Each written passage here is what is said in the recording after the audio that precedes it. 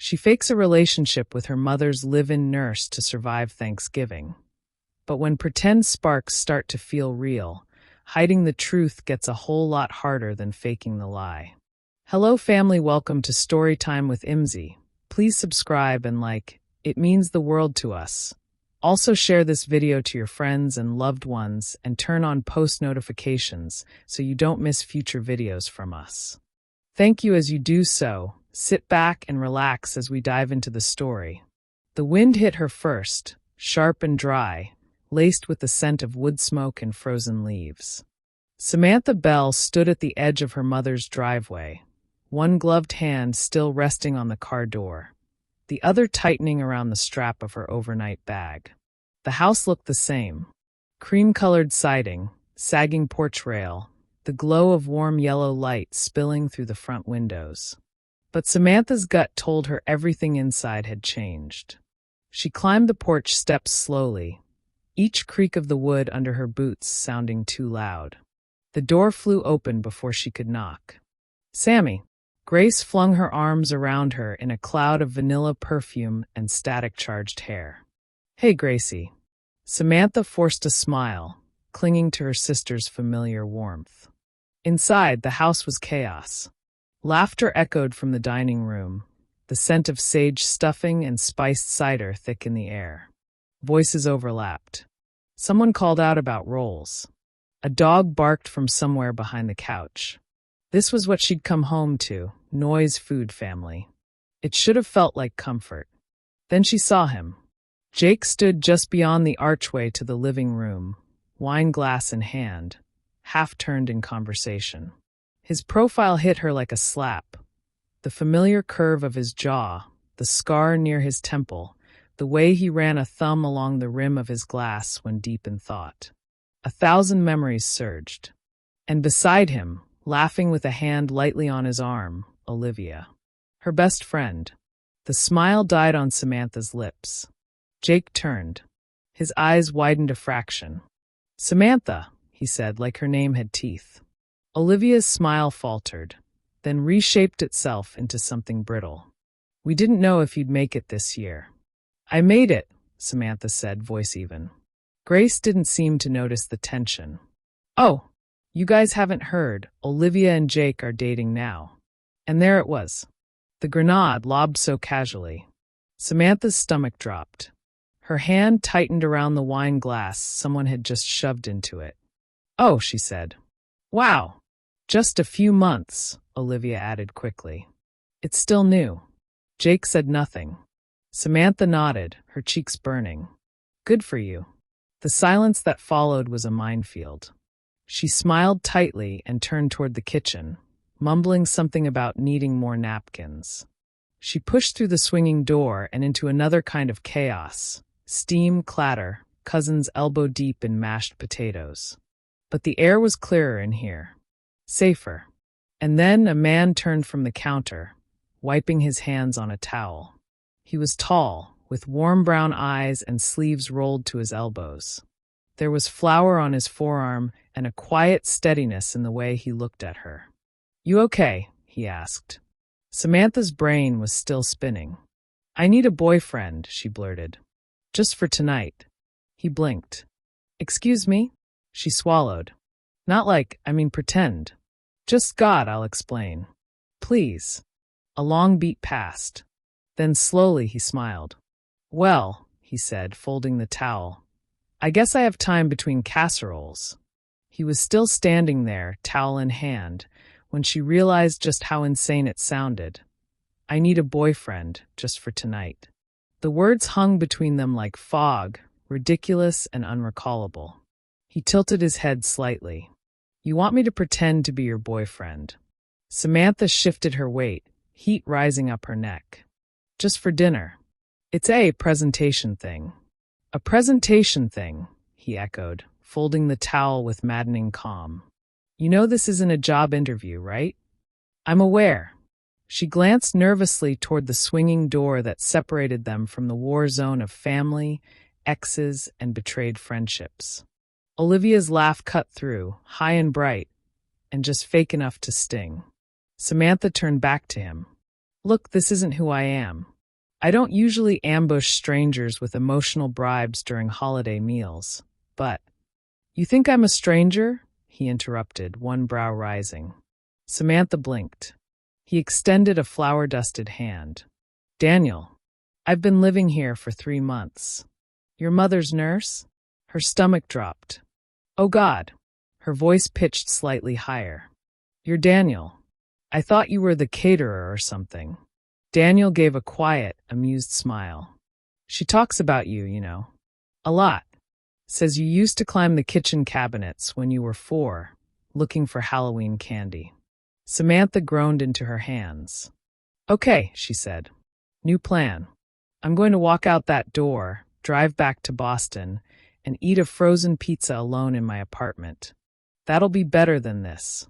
She turned to leave, but Daniel's voice stopped her. Gentle. Even. Wait. She looked back. He shrugged, casual. If it'll make your evening less of a disaster, I'll do it. Her eyes narrowed. Seriously? I've seen worse family drama. And I've faked being someone's boyfriend before. Wait, what? Daniel smiled. Nursing school. Long story. I'll tell you later. Something in her chest loosened. Just enough to let her breathe again. Okay, she said. Thank you. This means more to me than I can explain.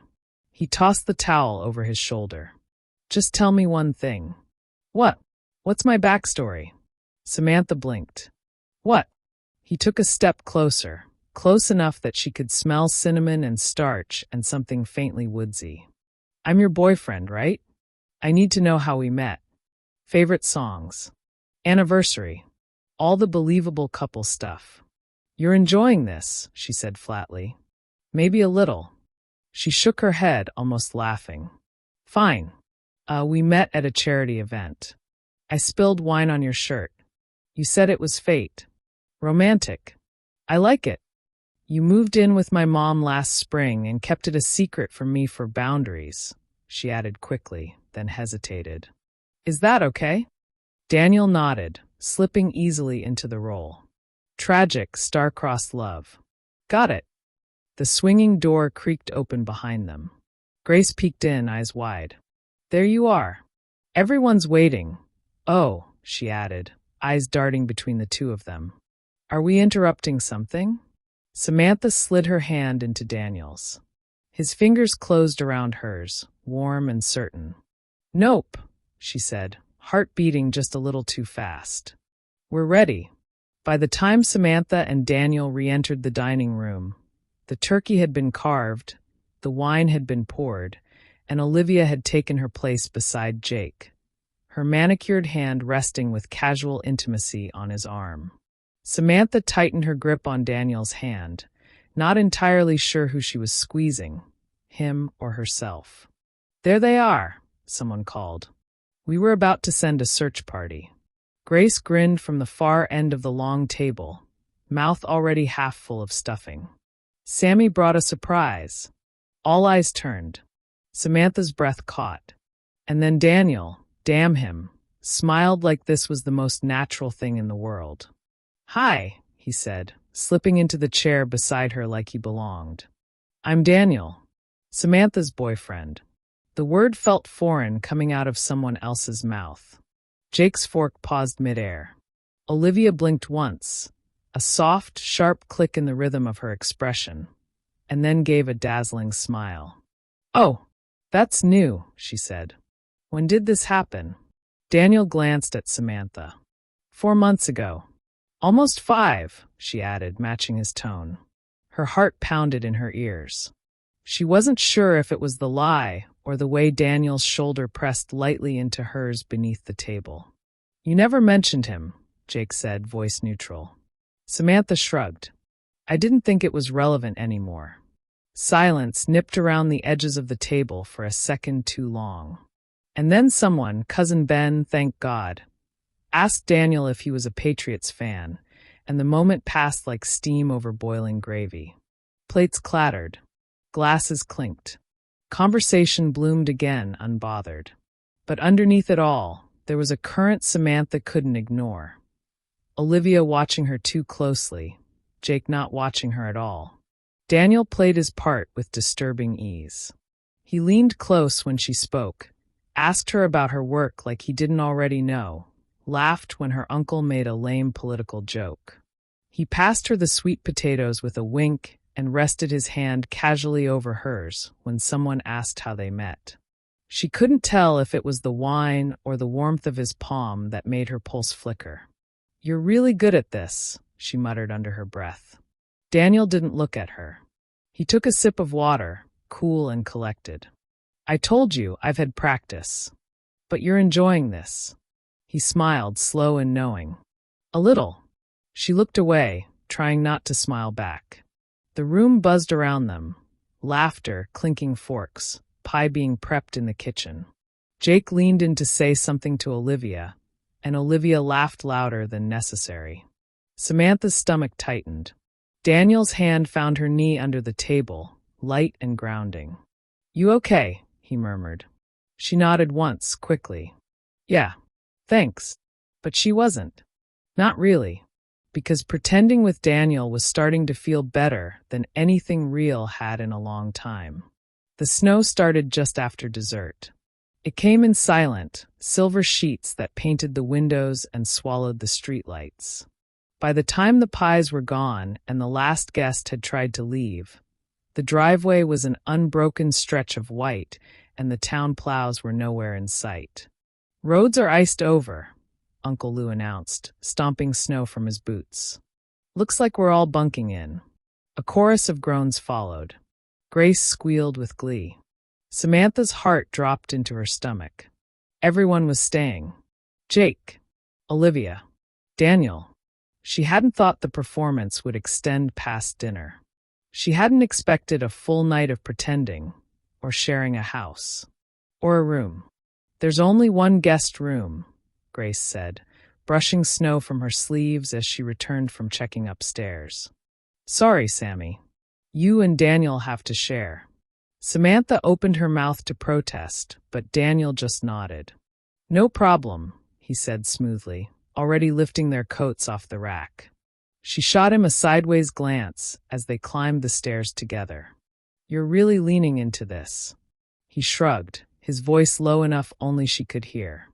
"You asked me to play the part." The guest room was small and too warm, with faded floral wallpaper and one narrow double bed. "One." Samantha dropped her bag at the foot of it, then turned, arms crossed. "We can take shifts. One of us can sleep on the floor." Daniel raised an eyebrow. "In your mother's house? After you told everyone we've been together for 5 months." She groaned. "Fine. But no weird cuddling. And no morning after stretching like this is some rom-com." He gave her a mock salute. "Understood." They changed with their backs turned, the silence thick with unspoken thoughts. She slipped into one of Grace's oversized sweatshirts. He wore a clean t-shirt and plaid pajama pants, somehow looking entirely unbothered.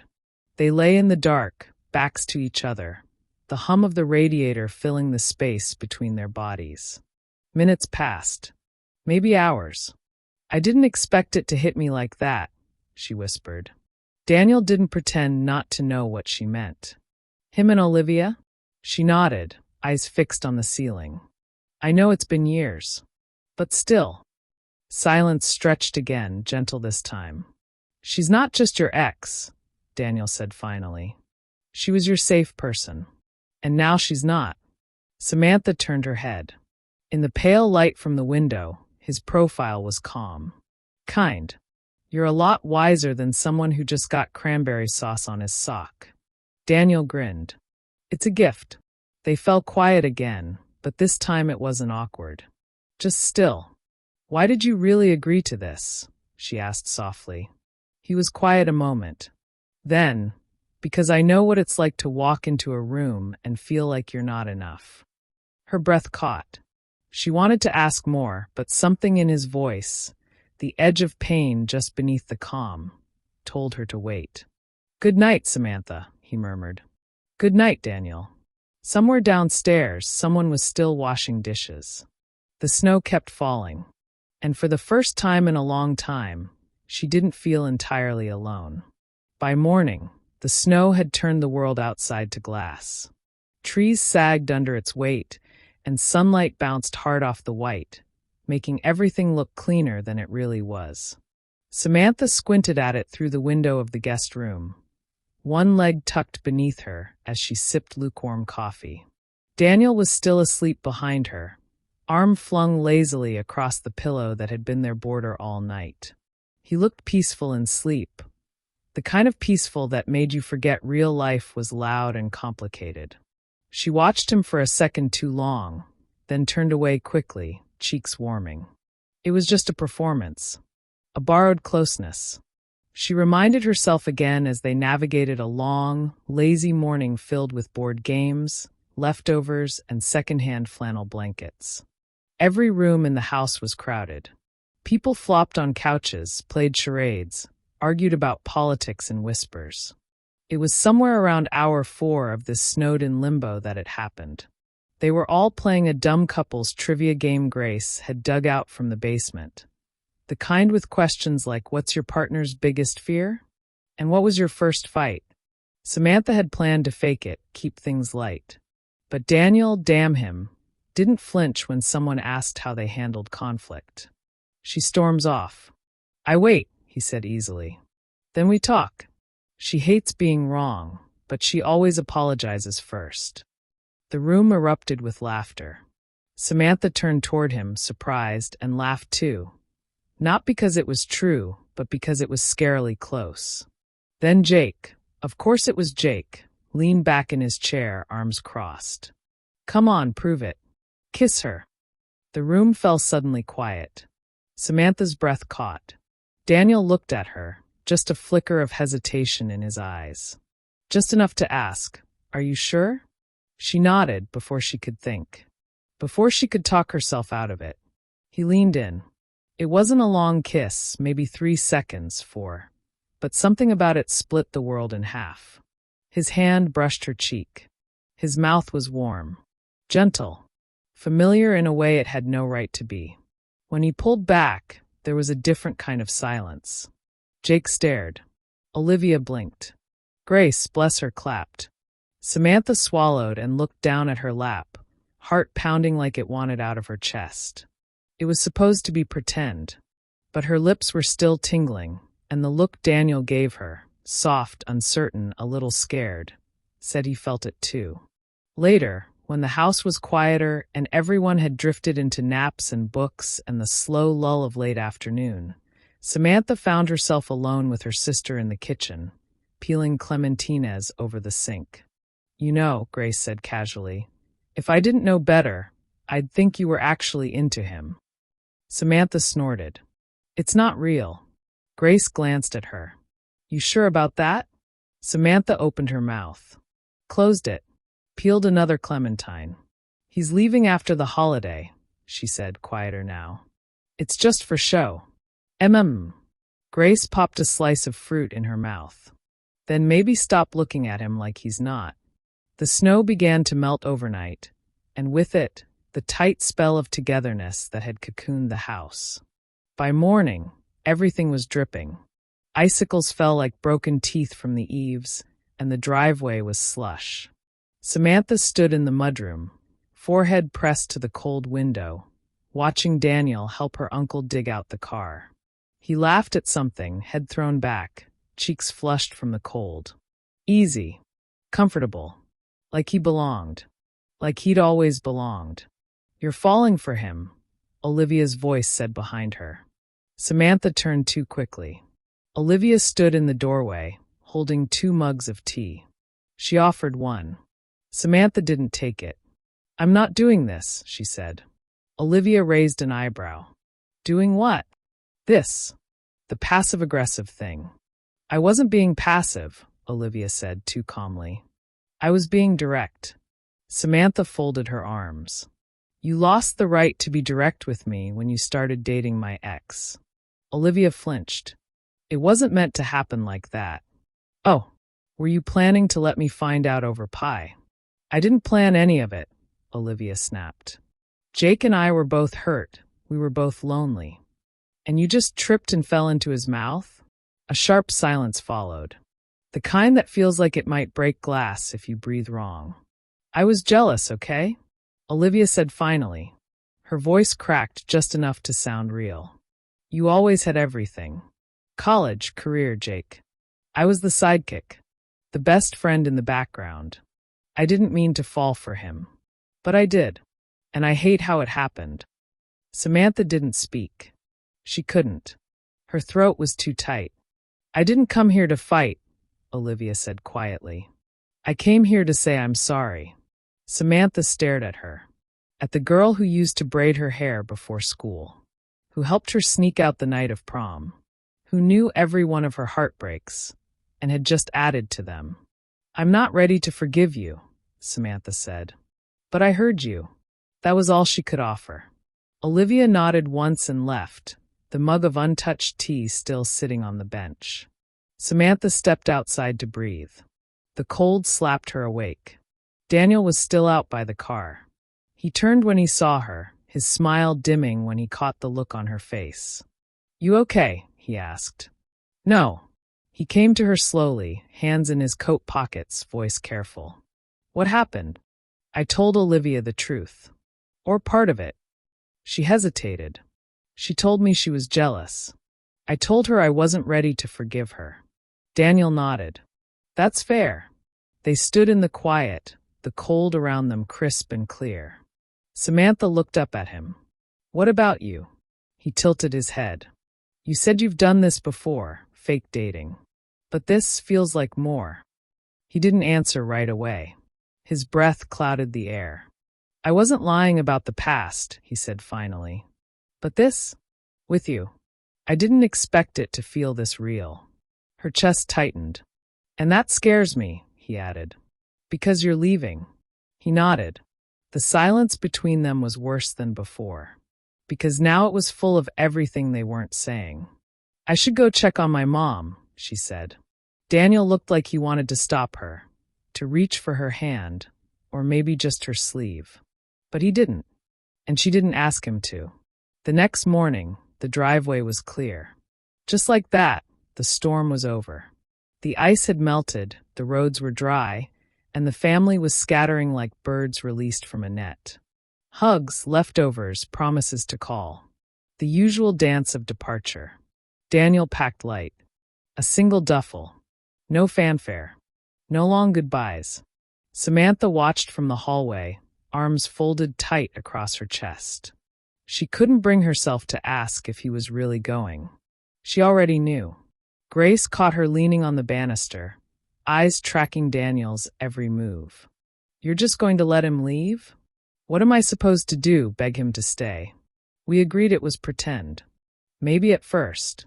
Grace crossed her arms. But he stopped pretending halfway through the mashed potatoes. Samantha tried to laugh. It came out like a cough. Her mother was in the sunroom, wrapped in a blanket, her oxygen tube winding softly into her nostrils. When Samantha walked in, she looked up with eyes that were tired but sharp. You're going to let that good man leave? She asked without preamble. Samantha blinked. Mom, I may be old and soft in the lungs, but I'm not blind.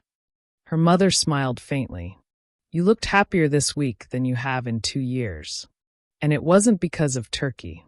Samantha sat beside her, folding one hand over her mother's. I've messed up a lot of things, she whispered. I couldn't fix what Jake broke. I let Olivia blindside me. I can't afford to make another mistake.